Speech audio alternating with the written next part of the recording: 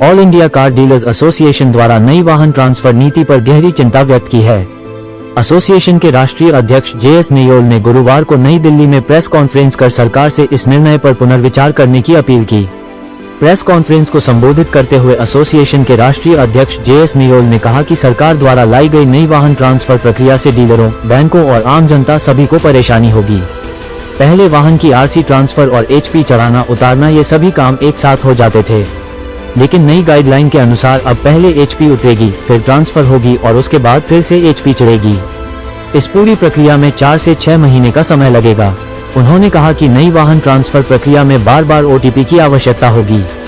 यदि party OTP नहीं देती है तो RC सीधे उसके घर चली जाएगी या पार्टी विदेश चले जाएगी। ऐसे में यदि किसी को बैंक से लोन लेना है तो RC पर HP नहीं चढ़ पाएगी।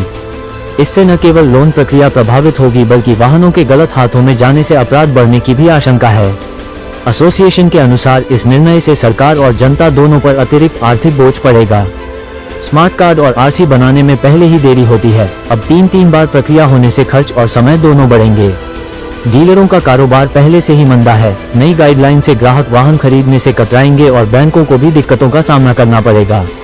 उन्होंने बताया कि एसोसिएशन भारत सरकार के यातायात मंत्री नितिन गडकरी से विशेष भेंट कर उन्हें इस पूरी समस्या के बारे में अवगत कराएंगे और इसे लेकर ईमेल भी भेजा जा चुका है। विशेष भेंट कर मांग पत्र सौंपकर इस मुद्दे को उठाएंगे है। All India car dealers association के राष्ट्रीय अध्यक्ष JS नियोल ने इस गाइडलाइन को लेकर क्या कहा, आइए देखते हैं टोटल खबरें के वरिष्ठ संवाददाता राजेश खन्ना की इस रिपोर्ट में। जी सर। आज हमने जो PC रखी है, ये पहले हमारे जो लोगों की गाड़ी ट्रांसफर होती थी, जैसे गाड़ी पे HP उतरेगी, फिर गाड़ी पे ट्रांसफर होगी, फिर गाड़ी पे HP चढ़ेगी, वो 3 बार का जो काम था वो एक ही बार में करते थे। अब इन्होंने इसको डिवाइड करके 3 हिस्सों में कर दिया। पहले HP उतारी जाएगी, फिर जिस ऑनर ने गाड़ी परचेज करेगा उसके नाम चढ़ेगी, फिर जो गाड़ी पर लोन लेगा वो HP चढ़ेगी। तो पहले 1-1, 2-2 महीने लग जाते थे, 3-4-5 महीने का प्रोसीजर बन जाएगा। तो इसीलिए मैंने आज ये PC रखी है। ये भारत सरकार ने, जो हमारे प्रधानमंत्री नितिन गडकरी साहब है, उन्होंने ये करा, तो उनसे हमने समय भी मांगा और मैंने उनको मेल भी करी है और एक लेटर भी भेजना चाह रहा हूँ उनको। ये लेटर जो है नितिन गडकरी साहब को मैंने भेजा है कि हमको समय दे दिया जाए। तो वहां मेरी बात हुई तो उन्होंने 11 तारीख के बाद का समय बोला है और ये मैंने उसमें सारी चीजों का ब्यौरा दिया, लिख के दिया मैंने, ये इसको ऐसे किया जाए। तो इस तरह का मामला है, तो इसलिए मैंने आज आपको बुलाया।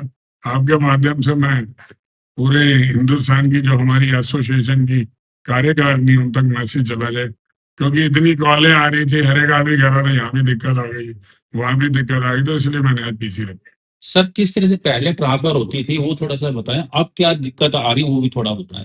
पहले जैसे नई गाड़ी कस्टमर बेचने आता था, पुरानी गाड़ी सेकंड हैंड, तो हमारा डीलर गाड़ी की डील करवाता था किसी पार्टी से, तो उसके ऊपर लोन होता था, तो लोन हम बैंक में भर देते थे उसका अमाउंट, और वो जो HP होती थी वो उसके ऊपर उतरती थी और ओनर के नाम चढ़ती थी, और अगर दूसरा लोन लेते थे तो वो भी एक ही टाइम में होता था, तीनों का प्रोसीजर।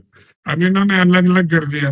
पहले वो HP उतरेगी, फिर वो ओनर के नाम गाड़ी ट्रांसफर होगी, और उसके बाद अगर वो लोन लेगा तो फिर गाड़ी के ऊपर लोन चढ़ेगा। तो इसमें लंबा प्रोसीजर हो जाता था। तो इसलिए हमने ये पूरे भारत सरकार से मांग रखी है। जो पहला प्रोसीजर था वो बहुत इजीली था, एक ही बार में तीनों काम होते थे। अब ये तीनों के स्मार्ट कार्ड भी दोबारा आएंगे, बार बार बनेंगे, स्मार्ट कार्ड का ज्यादा यूज होगा, हमारे लोगों को उस पर, जो पार्टी ऑफिस पे बर्डन पड़ेगा, उसका खर्चा बढ़ेगा। अगर बाई कोई आज तो इस पर लोन नहीं चलाता, हाइपोथिकेशन जो होती है HP, वो अगर पार्टी के घर में RC चली जाएगी, वो उस पर HP नहीं चलाएगा, वो कहीं भी बेच सकता है, वहां से वो पूरे पैसे ले लेगा और बैंक में लोन चलता रहेगा। तो ये इसमें लोग फंसने वाले हैं। ये ऐसा मुद्दा है, इसके ऊपर बड़ा सरकार को ध्यान देना चाहिए।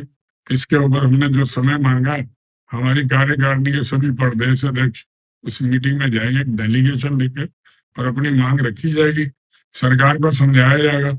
हमारे जो लीगल होंगे वो भी जाएंगे और मैं भी अपनी बात रखूंगा। तो यही इसलिए हमने आज ये रखा था।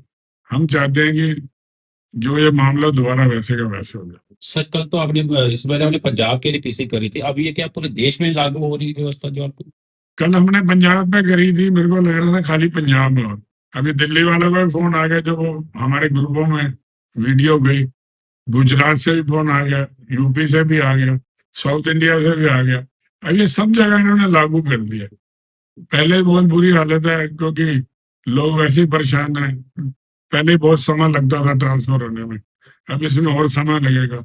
और बैंक जो है वो छोटे छोटे बैंकों को दिक्कत आएगी, वो ऐसे भाग जाएंगे।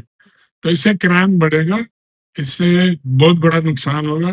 पुलिस का काम बढ़ जाएगा, कोर्ट का काम बढ़ जाएगा, हमारे लोगों को भी लोग हरास करेंगे, गाड़ी ट्रांसफर क्यों नहीं आ रही। अगर गाड़ी जिस फर्स्ट ओनर के नाम होगी, अगर वो ट्रांसफर नहीं होगी, उस पर क्राइम हो सकता है, उस पर किडनैपिंग, उसी पे दारू ढोना, उसी पे बलात्कार, सारी चीजें। तो इस पे बड़ा गंभीर मुद्दा है, इस पे थोड़ा ध्यान देना चाहिए। सरकार को मैं कहना चाहता हूँ, खास करके नितिन गडकरी साहब लोग इस पे थोड़ा ध्यान दें, और इस पे जल्दी से जल्दी इसको दोबारा इसका जो तरीका है वो बदले। और एक ओटीपी का मामला है, बार बार पार्टी से ओटीपी मांगेंगे, पार्टी भी ओटीपी नहीं देती, क्योंकि साइबर सेल वालों का मामला जब चला जाता है, लोग उसमें उसका अकाउंट खाली कर देते हैं, कुछ और कर लेते हैं। तो इसलिए लोग डर के ओटीपी देने में घबराते हैं। और कोई आदमी अगर गाड़ी बेच के ऑफ रोड चला जाएगा, तो फिर उसको कैसे ओटीपी लेंगे। तो सरकार को बहुत सारी चीजें ये हम बारीकी से समझाएंगे, और इसलिए मैं ये आज पूरी जानकारी देना चाहता था। अब आपकी मांग ये है कि जो पहले वाली व्यवस्था वही लागू रहे। पहले वाली व्यवस्था लागू रहे, ये ओटीपी वाला मामला है। अब जैसे गाड़ी पे पोल्यूशन कराना, उसका भी ओटीपी लाओ। अब गाड़ी सेकंड हैंड तो बिकेगी ना, कोई ना कोई तो लेगा। ओटीपी अगर मान लो उसके नाम नहीं है, तो उसका और कोई प्रोसीजर निकलना चाहिए।